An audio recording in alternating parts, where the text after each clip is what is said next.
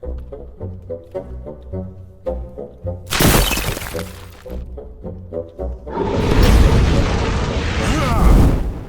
everybody, it's me, Riffraff Hornhelm, and I'm back again with another presentation from the Dwarven Vault. And today we have a monster review. Now, we're not on any specific series of reviews right now other than from the original Monster Manual, but today we're going to talk about a rather strange critter. And that's the CATOBLEPAS. Yeah, no, I'm not going to say it again. It's a very, very strange looking critter. I mean, look at this. It's got a body like that of a buffalo. Its feet and legs are like that of a hippopotamus. It has a long, snaky neck. And on the end of that neck is like a warthog head, but on extra ugly. It also has a long, snaky tail that moves rather quickly. If it hits you with that tail, there's a chance of it stunning you, and it's a base 75% chance. Now, that varies depending on the level of the opponent as to how high that percentage is. And of course, this is not a super difficult creature. It's 6+2 hit dice. It has an armor class 7. And really, it's can't move that fast. It only moves at about half the rate of what a human normally can.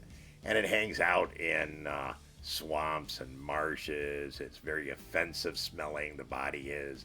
And it's really, really hideous looking. That's beyond all belief. It's mainly the tail that would do damage to you. I think it's like 1 to 10 points. Or no, you're stunned for 1 to 10 rounds if you don't make your save. Or if it doesn't hit on the percentage chance. Based on your level, of course.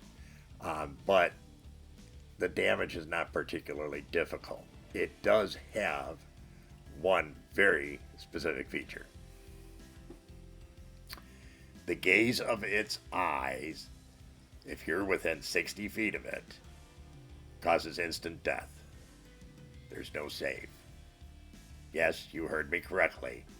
There's no save. Now, if it surprises you, and the first time you see it, it surprises on a 1 or a 2 on a 6-sided die. And you meet the gaze, and that's it.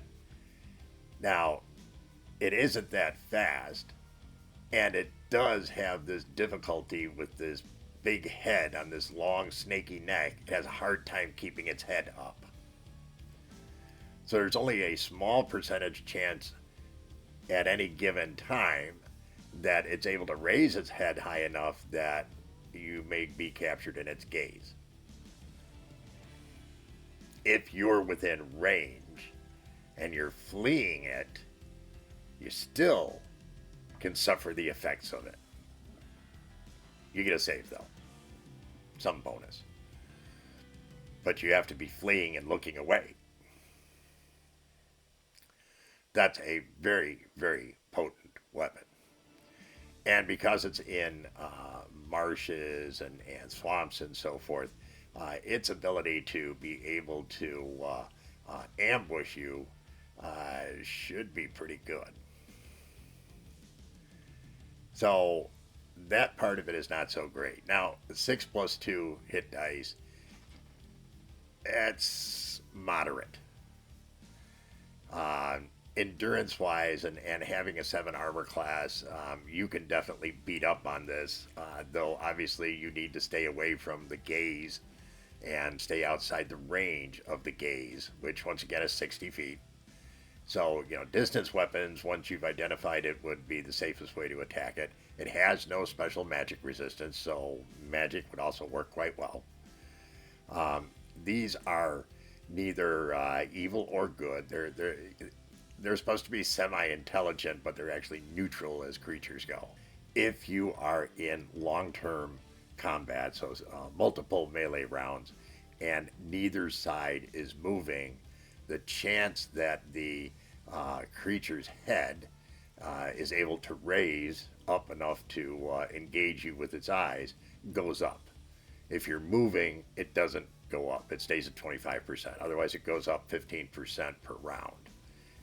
So you don't want to get in a locked-in type of combat with this. Fluid from a distance, that's one way to beat this creature. But definitely, definitely respect its power. Remember, within 60 feet, no save if you're looking it in the eye. That's pretty nasty. Now, last but not least, this certainly affects the ability of the creature, as it's considered to be semi-intelligent. Uh, that's a step above animal intelligence, but it's not even at low intelligence, so it's dumber than an orc. Hard to imagine, right? So remember that if you are a DM, it's not that smart of a creature, and being neutral doesn't really care. It's more out to, well, like a lot of creatures out there, it likes to eat humans. So it's definitely more interested in what's in it for it from a fill my stomach standpoint. Now, of course, we had to go out to the greater Hornhelm community and ask them about what about this very strange creature, the CATOBLEPAS? I swear to God, somebody was having a drinking game night when they created this character. What a name!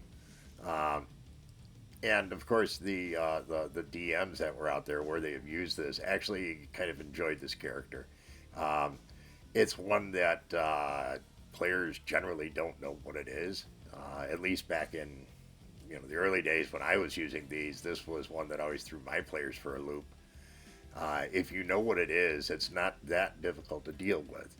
If you don't know what it is and let it get in too close, especially a close-in combat person, something like a fighter and a barbarian and whatnot, not using distance weapons, that can end rather badly for them rather quickly. Dying without a chance of a save really sucks. So the DMs out there thought it was a very balanced creature, and they enjoyed using it in encounters. I mean, typically if you run into them as a wandering, it's supposed to be like 1 to 3 or something like that, but even 1 would be quite an interesting encounter, especially if you weren't too high a level. And the DMs came back and said, yeah, we thought this one was a nice solid 4, and they enjoyed using it.